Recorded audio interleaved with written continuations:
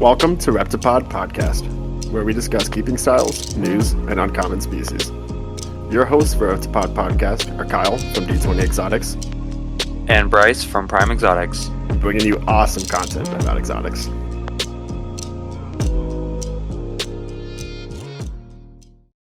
So Bryce, what have you been up to? So this week's been a little bit different than most weeks. And I actually sold a lot of my collection, almost everything, and that's because I'm getting into breeding, and I'm planning on breeding mainly Colubrids, and I'm going towards the Honduran path. And now I did have some Hondurans, but I want adults. I don't want to wait like 3 years for hatchlings to grow up, and so I'm next week picking up a hatchling rack, and I'm getting towards the whole breeding. So I'm really excited to pick up some more Hondurans, and the guest that we're bringing on later, I think I'm going to get a couple from him again, which I did in the past. But other than that, that's like the main thing. What about you, Kyle? I'm still kind of getting ready to move, planning out the reptile room / office, kind of figuring out. Essentially, I think I'm going to cut down the corn snakes a little bit. Not necessarily cut down, I guess that's the wrong term for that, but hone in more what I want to do with the corn snakes. So some of the genes that are not part of the projects I want to work with, I think I want to start assembling off, and then trying to acquire more corns with the genes that I actually want and go from there. I am planning on doing some pairings next season. So corns and Hondurans will probably get paired next season, assuming all goes well. And ultimately, it's just going to be a fun time moving all the reptiles and then figuring out where I'm going to go with the collection. Yeah, that's really exciting. I do like the idea of just a clean slate, so to speak. Right. And then, decide what you want to get into that way. I don't think I'm going to do that, but I like the idea. It's a great idea. Yeah. This week's episode, we are bringing on Ethan from Sofloreptiles. He is a colubrid breeder and breeds a lot of different snakes and also geckos. So, Ethan, can you tell us about what you keep? Sure. I say a lot of colubrids and a lot of New Caledonian species. Mainly crested geckos, but I have a ton of gargoyles and some leeches and other small species from New Caledonia I work with. That's awesome. What do you like more with breeding wise? Like the geckos, the snakes? What is it you think? I mean, I really flip-flop, like both of them, I'll go into the gecko room and something will catch my eye and I'll fall back in love with the geckos, and then the opposite will happen with the colubrids. I mean, every day it's like a adventure, because I'll remember I have, this one grow-out gecko that looks like nothing else I've ever seen before, and it kind of draws my attention back into geckos for a day and vice versa. But snakes, the problem is the snakes are more seasonal, so I only really get to breed them once a year. Whereas the geckos, I can see babies hatch almost all year round. So that's pretty fun. Kind of fills in the schedule. Yeah, that's awesome. What colubrids did you say you breed? I specialize in milksnakes, I'd say. Do a lot of Honduran milks, Nelson's milks. I got some more rare ones like Conants. I do a lot of king snakes, so I got mountain king snakes, obviously some California king snakes, deserts, Mexican blacks, Theorize. I'm getting really big into the variable kings. Those are awesome. Then I got some weirder colubrids like your Musaranas. I was telling you guys about those the other day. Got some Musaranas I'm working with, some pine snakes, bull snakes, a little bit of everything. Not too many rat snakes right now, though. Trying to get more into those. Snakes are booming right now, especially the Asian rat snakes. Oh, yeah. Seeing those all over. Everybody's trying to get into those. Oh, yeah. I got some Texas rats right now. Maybe I have a couple scalus and some Anery scalus, which are the purple ones. Then I have some leucistics as well. But But the Asian rattlesnakes, I don't know, I just haven't made the jump to get into that. I feel like there's so many to dive into. I can't really decide which locale I want to do. Yeah. How many snakes would you say you have? Breeders or babies? Breeders Or just wise. everything? Breeders, this season I'll have about, including males, I'll have about 100 adult colubrids. And then on top of Wow. that, I'll probably have 200 snakes growing out. So those are Mm, going to be my future breeders. I have some that will be ready next year. Some cool morphs, some the Hunter and Milks and Nelson's Milks. Um, some odds and ends. And then on top of that, I have about another 150 or so babies that are for sale right now. wow. Yeah, that's awesome. What about geckos? How many do you have? Geckos, I'd say around the same numbers. I probably have a little over 100 adults breeding different species. A big chunk of that's going to be the crested geckos, but I also got Saracinorums, I got Leachianus, Eurodactyles, gargoyles. I'm working on some really nice. I call them ghost gargoyles. It's a solid white gargoyle with jet black stripes going down the back. So we'll see how that Wow. goes. Those are going to be fun. But yeah, about 100 breeders, another 100 grow outs, and then probably 200 babies on the cresteds and gargoyles for sale right now because they just produce a lot more than the snakes do. Yeah. So how do you keep all these reptiles? I know we discussed the other day how like I almost get overwhelmed sometimes with my like 20 reptiles. How do you go through that much care, that much feeding, and all of that with that So many? I'd say my biggest problem is space. I'm pretty much out of it right now, so it's hard to grow. I actually just got into a warehouse. I go to school in Orlando. Most of my animals are actually in South Florida right now. But I actually hired a couple employees who are there a few times a week to do maintenance when I'm not there, obviously. And that's going to be, feeding all the baby snakes, feeding the adults. Um, just spot cleaning bins every other day for the snakes. And then my mom actually, she just retired from her baking business and she took over the gecko room. So she loves the geckos. She feeds them, and she takes care of the geckos every other day for me as well. And then my dad is the one who's in charge of breeding Colubrids when I'm not there. So he'll go and just make sure none of the Florida Kings are eating each other when they're paired up, or everything's getting switched. All the males are getting moved around to who they need to fertilize and stuff like that. It's pretty tricky, but I got it down to a T at this point since I've been doing it for a couple years now. Not being there all the time and stuff. It's tricky, but I make it work. So it's almost like a family business at this point.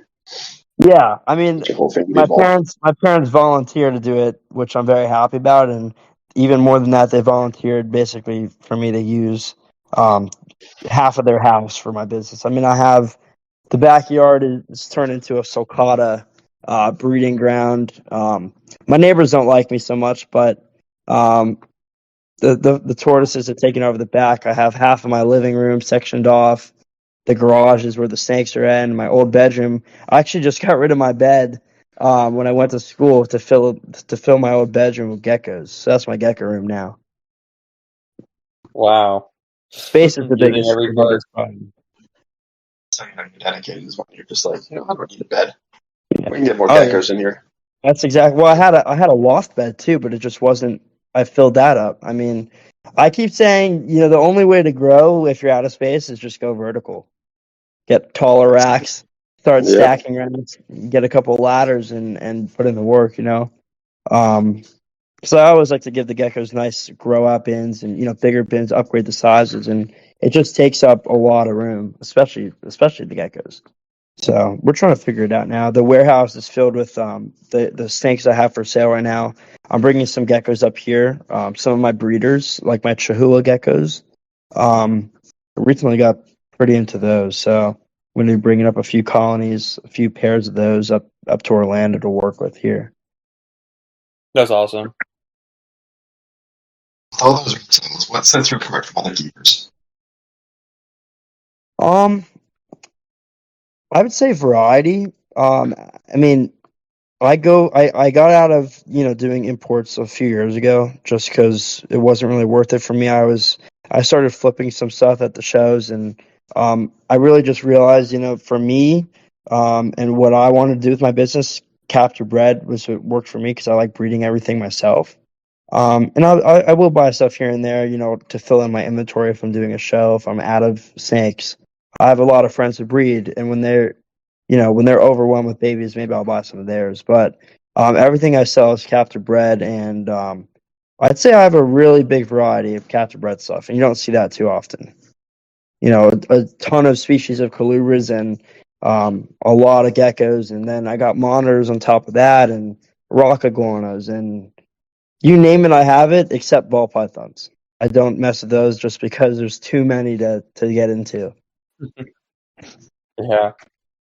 Yeah, so let's backtrack a little bit on those Honduran milk snakes, because that's definitely something that I know I wanted to talk about, and I'm sure Yeah, Bryce everyone's wanted to talk interested about. here. Everyone here is interested in the Hondurans, which I'm We happy all about. love the Yeah. Honduran milk snakes around It's here. my favorite. It's my favorite. That's what got me into it.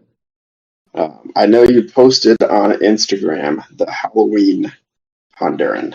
Oh, Can you yes. tell us about that? So I stumbled upon a couple babies from someone's clutch on MorphMarket. Some guy, just a hobbyist breeder. He only has one pair. Um, and I happened to find he had produced these tangerine Hondurans with super high black. So if I'm starting to work with that project. I posted it on Instagram. You guys can go check it out. Really, really cool looking snake. I've seen nothing like it. Maybe there's somewhere out there, but I haven't seen any like that. I'm excited to work with that because that would be really pretty awesome looking adult snake. And if I can, turn it albino or even get some hypo in there eventually, that'd be my end goal. Yeah, I saw the Halloweens as well on Instagram. Yeah, they were beautiful. Do you have a favorite morph of Honduran? As of now, that might be my favorite. Uh, Um, it might be. I'm really into the third eye herp line of the anneries, like the really black anneries snakes. I think yeah, those are really cool looking, like the dirty anneries where they have a lot of black flecking and it's almost like an IMG where they kind of turn black with age. Um, Anneries and some vanishing pattern stuff. Like you cannot go wrong with the extreme hypo oh or yeah, vanishing pattern extreme hypo. I mean, those snakes. There's no other snake in the world that's that color. yeah, It's just you don't get it with any other snake. So I think they're pretty underrated. There's I don't think I see them very often either. What, the extreme hypos or Hondurans in general? The extreme hypos. I mean, Hondurans really aren't really that.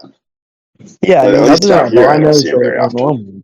Yeah, other than albinos or normals, I really don't see them at shows. And hmm then, yeah, extreme hypos are even harder to find. That's like, your pearl Honduran or your snows or your extreme hypos. That's not something you're going to see every day. So that's why I'm happy I was able to get my hands on some babies and grow them out. I'm about a year off now from producing extreme hypos, but I should have a good amount because I believe I have 4 extreme hypo females. That should be ready next year, and a couple males to get that done. So fingers crossed I'll be producing them next year, which would be awesome. that's awesome. So if you could work with any species, no laws could stop you. There's like no space restrictions, anything like that. What species would you work with? Bolin's pythons for sure. One of Which my one? favorite Bolin's pythons. Oh, Super expensive snake, really, really rare. I don't think there's any restrictions on them, but I could be wrong. Um, they are one of the most beautiful snakes in the world, in my opinion. Just very few people can get them just because of the price and the rarity. But if I could, and at some point I hope I can, I mean that would be my go-to That's for interesting. sure. That's definitely not what I would have expected for that answer. Whoever Bolin's pythons. Yeah. I Why? don't Just think no I've thought of Colubrid bullets guy? pythons for a while. I just thought you'd pick some far out colubrid. Well, I have olive pythons. I don't know if I told you about those. Oh yeah, yeah. Australian What are olives. you? I got a couple growing out. So you haven't been able to pair them yet. What was that? You haven't been able to pair those olives yet. Oh no, they're young still. No. I had purchased a clutch of them a couple years ago to resell, and I just decided to keep a couple of them because they're so pretty and they get so big. It's like the closest thing you get to the size of a retic legally anymore.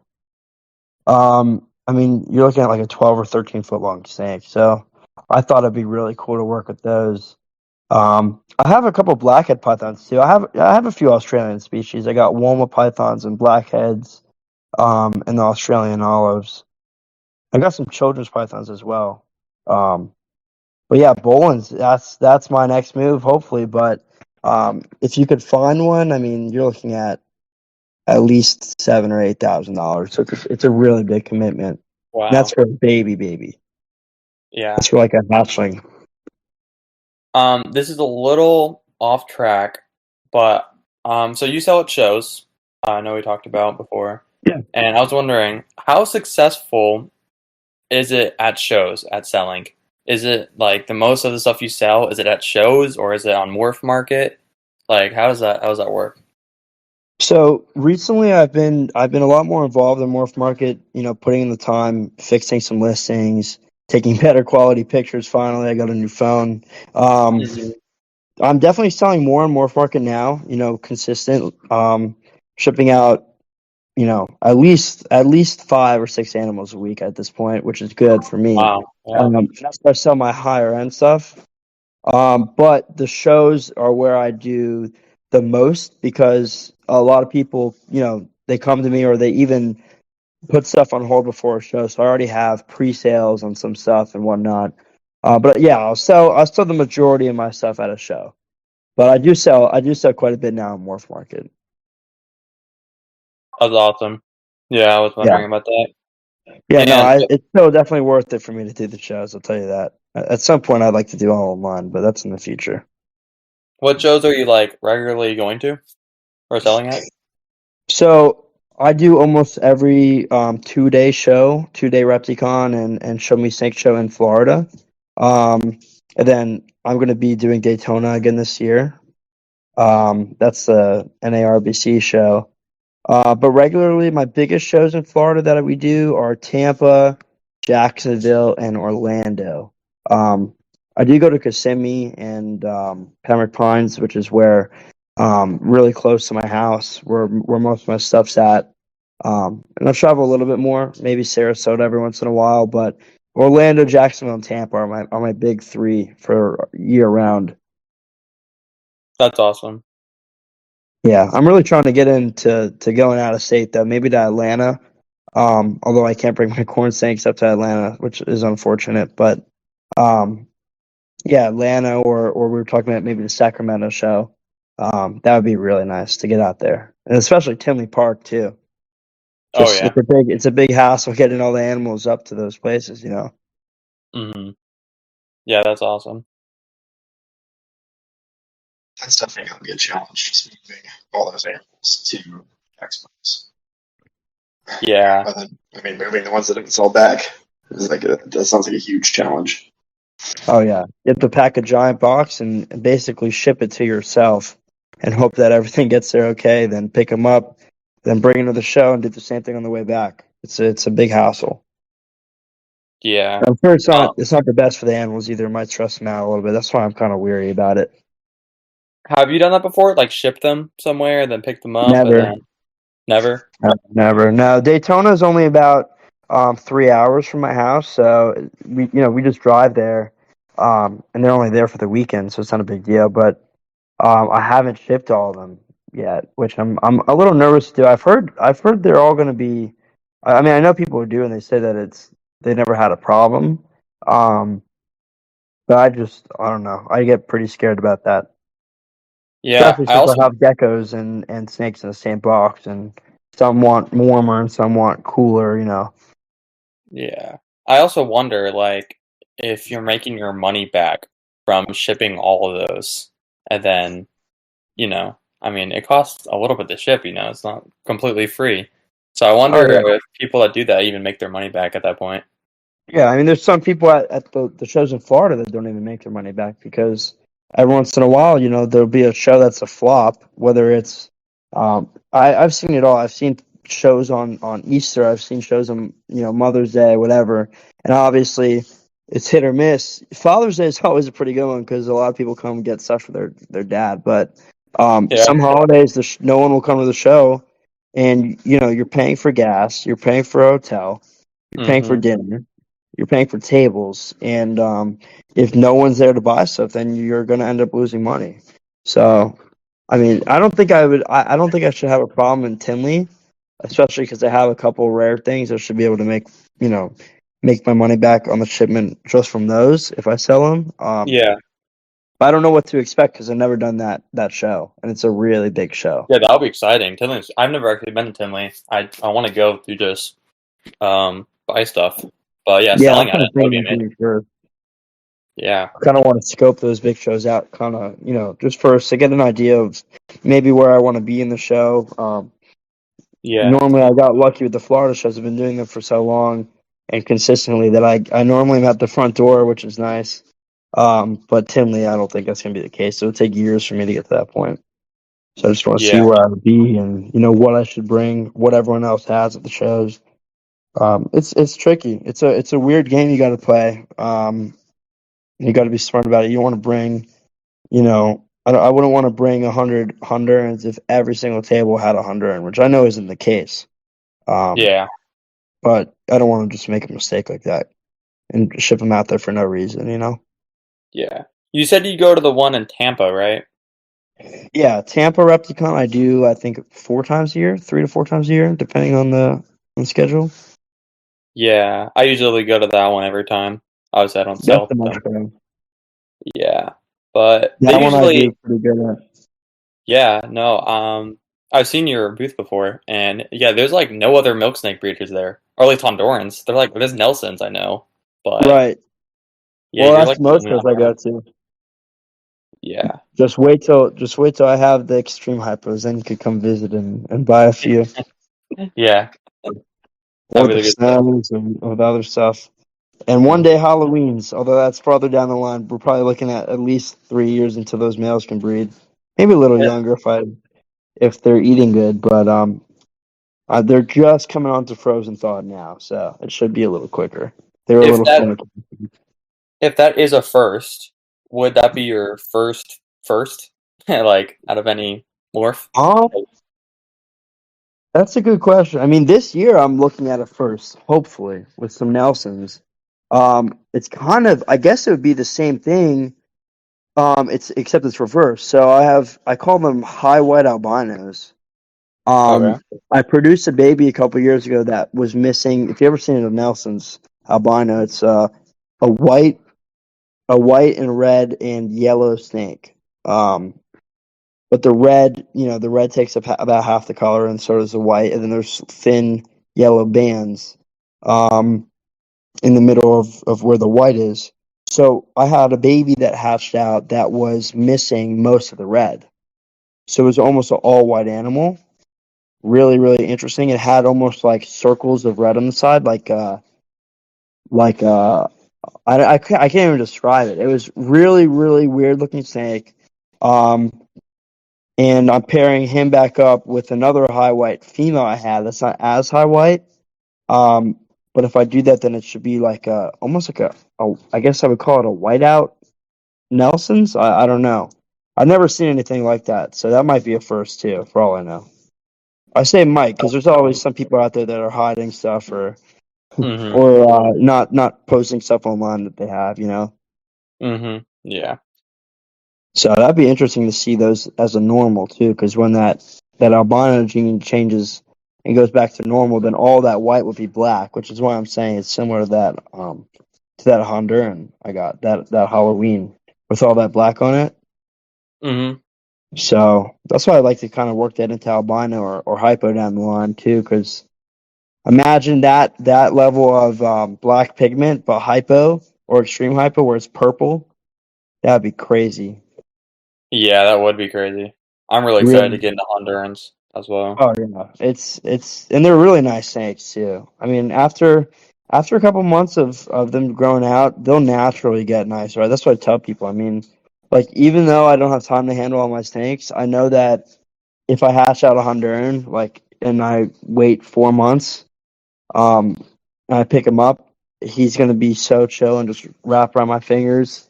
Compared to the day he hatches, he's throwing literally projectile pooping on me and biting all my fingers. It's a nightmare, but they Yeah, get really really sweet, especially the adults. Yeah, Yeah, baby Hondurans are so fun. yeah. yeah. Same with the Pueblans. Oh my gosh, don't get me started on the Pueblans. Those are nightmare babies. I every time I have to like sex one or carefully pop like a little baby, oh my gosh. I know I need to change my shirt right after. It's not a fun time of year. That's funny. That's the only downside of baby season is all the messiness and the little how my hands get so itchy after all the little teeth go in me every day. I get bit by a lot of milk snakes. Yeah, that's funny. They're not very sweet babies. So, Ethan, what gets you excited about the reptile hobby? I would say I would say rediscovering, my passion for different species. So as I said earlier, like, I work with a lot of stuff and sometimes if I haven't seen it for a while, or I'm working with some other stuff at the time, and I might forget about how special one is to me or how really cool it is. Um, Circling back to that, like if I see one that excites me, it kind of draws me in back to that species a lot, and I'll put more focus on trying to work on a new morph of that, um, or vice versa, and it switches up. But what gets me really excited is seeing new stuff that I haven't seen before. Really colorful animals, really animals with great, character. A lot of these animals people don't realize if they don't have reptiles have personalities. Um, every animal is a little bit different. Um, even the hognose snakes I have, they're not the smartest, but each one acts a little different, so that draws me in a little bit too. Um, just kind of seeing behavior, seeing if a snake acts a weird way, but um, I don't really know how to explain it. It just, little stuff kind of spikes my appreciation again, if that makes sense. Not that I lose appreciation for any of these animals, but it draws me back into that species. No, that totally makes sense. That's awesome. Yeah, I love seeing snakes that also bring me back to like younger years, or even just like a ball python.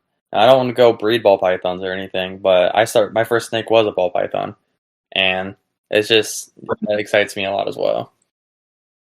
Yeah, and that's going back to what you were saying. Like the other day, for example, the first snakes I bred were super rare. It's called a Ruthven's king snake. Um, Yeah. you see them every once in a while. There might be, I don't know how many there are on MorphMarket right now, maybe one or two of them for sale.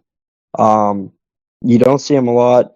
I don't know even how I got my hands on them. It was a crazy story. My dad met up with some guy on Craigslist who had one eye and lived in the woods. Um, What? some pirate guy. I don't know. He was wearing like a pirate costume. My dad said it's some crazy story. This is totally legit. And he bought a pair of adult Ruthven's king snakes. Um, and I had them together. I didn't even think about breeding them, and they had eggs, and I hatched them out. I got really lucky. Um, Wow. and the first I sold one of the babies, and the other day, the first snake I ever sold, which was one of these Ruthvens, the owner reached back out to me. I guess he found me and realized that I was still doing reptiles because I had sold it to him when I was maybe 12 years old. And he actually invited me out to see all his collection. And I got to see the first Ruthvens I ever produced. So that was really, really cool. That's Because I don't get to see him ever. I mean, it's not a snake. You can't really see one even if you wanted to.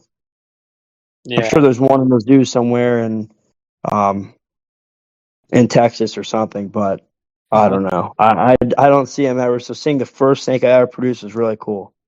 Really That is really interesting. cool. It kind of draw me back right into that species, and I was on MorphMarket the whole night that night. Just looking for more to see if I could get my hands on some, but um, I don't know. I didn't really see any that caught my eye as much as the first one. Obviously, that's more of a special snake to me.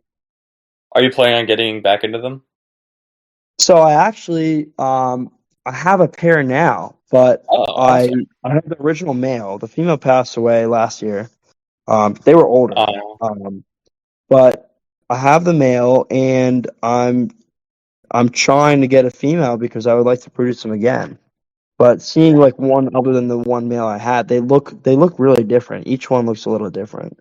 Um, Kind of a narrow head and interesting looking scale pattern. It's like almost like a scarlet king snake, but huh. giant. They're about 5 feet long and about as big around as like um, probably an inch and a half around, like in terms of diameter. So interesting looking snake. They're really sweet though.